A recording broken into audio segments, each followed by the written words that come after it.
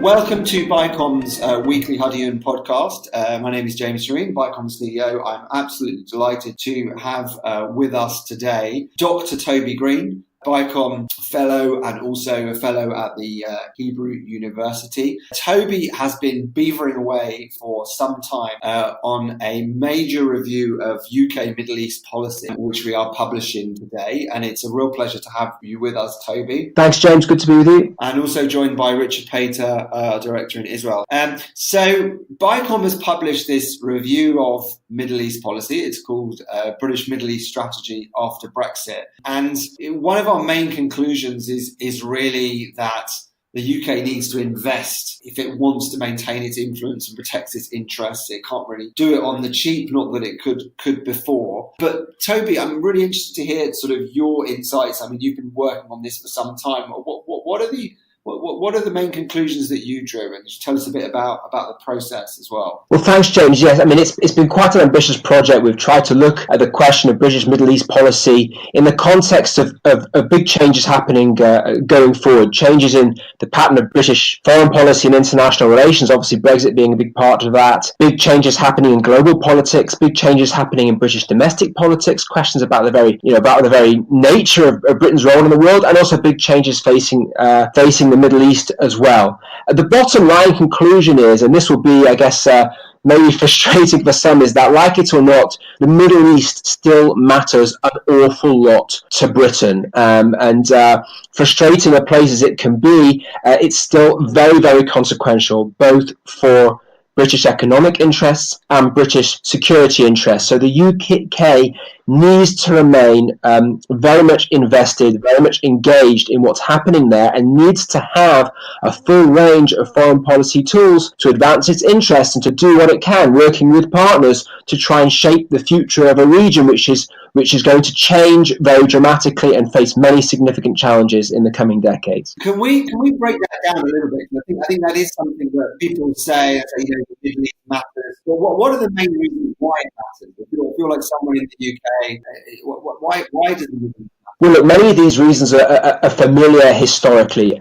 The region is a source and export of two major things that are very important. One is energy. It's still a major source of the world's oil and gas, and Britain is becoming more dependent on imports of oil and gas as its own domestic supplies decline over time from the North Sea. It's also an exporter of radical anti-Western ideologies, which are directly threatening to Western security. That means mainland Europe and the United Kingdom itself, and we've seen that, of course, over recent years. Both of these factors are not going away. And the Middle East is also historically and continues to be very important for Britain economically. It's a significant proportion of UK exports going to those Middle East economies. And those Middle East and Arab state economies, well, those Arab states are growing. Demographically, they're growing. The population of the Middle East as a whole will increase something like 50% between now and 2050, from 500 and something million to around 840 million. That means both a big opportunity and a big threat. The big threat is a huge social challenge in this region, which, as I mentioned, is full of, first of all, a very important source of global energy, but also an exporter of radical anti-Western ideologies. So those massive social challenges and the threat to the stability of the region as a result of this huge demographic growth are very significant for Britain. If the region gets it right, can adapt its economies to cope with this big demographic growth, then it's a big opportunity in terms of economic opportunities. But if it doesn't, if the states of the region struggle under those challenges, as we've seen in the wake of the Arab Spring, then that is a massive source of instability and threat that's going to significantly affect the UK. Now, I was struck by some of the figures that you pulled out in the report, that the Middle East export market, although less than 10% of sort of UK exports, it still exports more to the Middle East, Britain, than to China or to India and Brazil combined. And I think some people will be quite surprised to see those figures, particularly the amount that we talk about China and how important it is as a business partner. And I think also the figure that 59% of UK defence sales go to the Middle East. So for that whole area of the UK economy, which is sometimes controversial around defence sales, it's a very, very large chunk of that going to the Middle East. And on the ground in the UK, that means jobs, that means livelihoods. And some of these companies have operations in towns where literally, like, a single very, very large factory can drive the economy of the entire local area. So it can be a very, very big local issue. I want to just reflect a little bit on what you said about that demographic dividend and this huge numbers of young people and populations expanding. You mentioned in the report about the need for these countries to diversify their economies, whether it be those in the Gulf that are reliant on oil, or whether it others like Egypt, where they just need to move away from a more statist economy and they need to liberalize, they need to open up. I mean, do we think that that's actually going to happen? In somewhere like Saudi Arabia, it's a hugely ambitious economic reform program. In somewhere like Egypt, still very reluctant and able to make things easier in terms of ease to do business and opening up to private sector investment. I mean, do you see that happening from what you've read? And what's the role of Britain to help? It's enormously challenging for all of these states and for very, very different regions. Egypt, of course, a country, the most populous Arab country, reaching 100 million people, but with devastating deficit in education and development. As well as being challenged by an ongoing Islamist insurgency emanating from the Sinai Peninsula. So a very, very challenging country in development terms, and of course it creates many dilemmas because we see growing repression from the Egyptian government, which of course is very problematic. That contravenes democratic and liberal values that Britain cares about, and rightly so. But at the same time, you need some kind of a stable base in which to try and develop some kind of a platform for the huge development challenges. Similarly, in Saudi Arabia, it's an absolute monarchy, complete control in the hands of a family and increasingly in the hands of one particular individual, the Crown Prince Mohammed bin Salman. And, it's like a two-sided coin.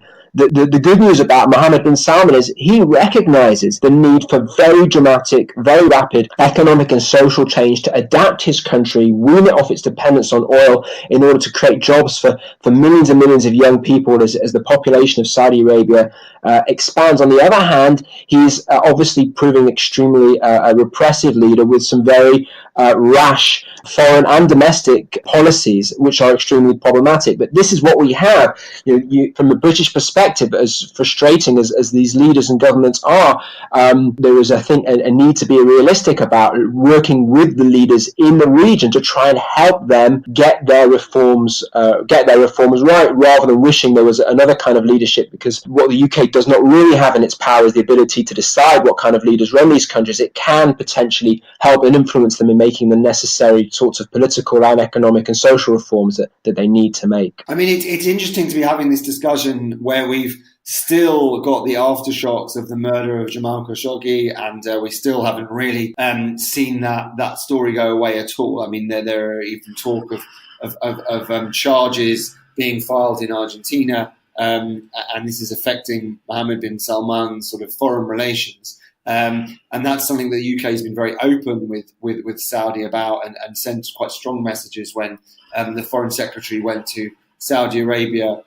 recently. And then also we've only just had a resolution of this case, Matthew Hedges, the PhD student from Durham, who was returned back to the UK this week, but was facing life imprisonment after being held for nearly 6 months. So I think your point is more valid than ever, that these are important regimes for the UK economically, important in terms of security cooperation, but very difficult to deal with in terms of some of these issues. And also, this is clearly not an alliance of values, it's an alliance of interests, and our values are extremely different.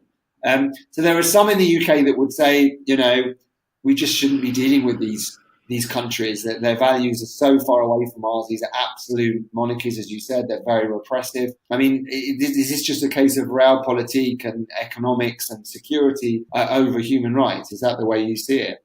Look, I don't think that Britain or any other Western country should jettison its values on human rights or other things, and that comes to questions of weapons sales also. But I think you have to kind of balance the considerations of human rights, of advancing our values, of defending the kinds of values that we think are important, and also, yes, accepting the realities that we're faced with.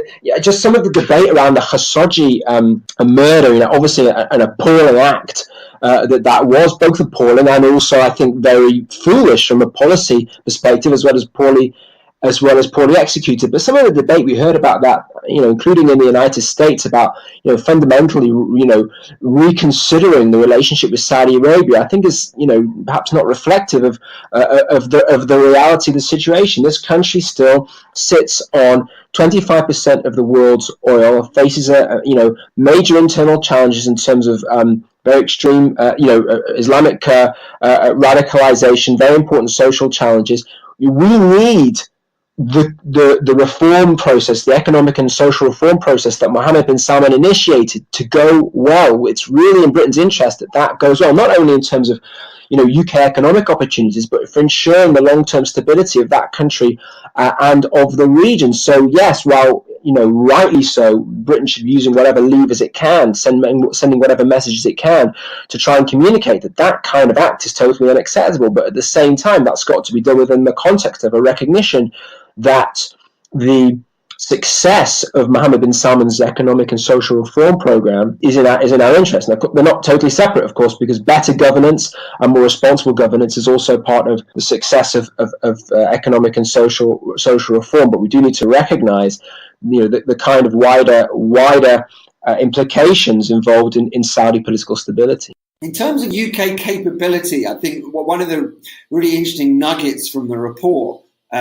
was really about, on the one hand, the Foreign Office in the UK is expanding posts overseas. It's slightly increased its budget from a real low between 2010 and 2015. But one of the real nuggets that you were able to unearth was that only 30% of British diplomats in Arab countries actually speak Arabic. And compared to the US State Department, a figure of 64%, that looks pretty bad. And I think we have a situation perhaps where you have some really brilliant British diplomats operating in Arab countries and in other countries in the Middle East, but there just aren't enough of them. And I think people potentially would be surprised by that in the UK.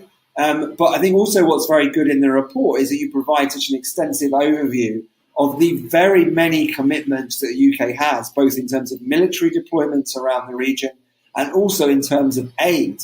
And there's a huge amount of UK taxpayers' money going in to support the crisis in Yemen, in Syria, even in the Palestinian territories. I mean, were you surprised when you were kind of writing that all out by the breadth of the UK commitment? Yes, actually, and certainly, in terms of development aid going in across the region, fixed military infrastructure which is expanding across the region, new naval facilities, deeper military cooperation in terms of Air